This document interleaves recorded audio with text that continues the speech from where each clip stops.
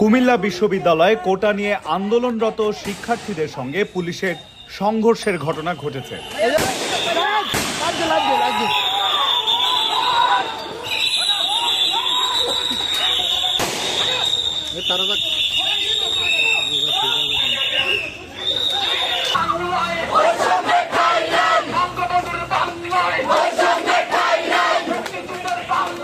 এ সময় পুলিশের লাঠিচার্জে বেশ কয়েকজন ছাত্রছাত্রী আহত হন। আহতদের মধ্যে 2 সাংবাদিকও রয়েছেন। আজ বিকাল 3:15টায় এই ঘটনা ঘটে।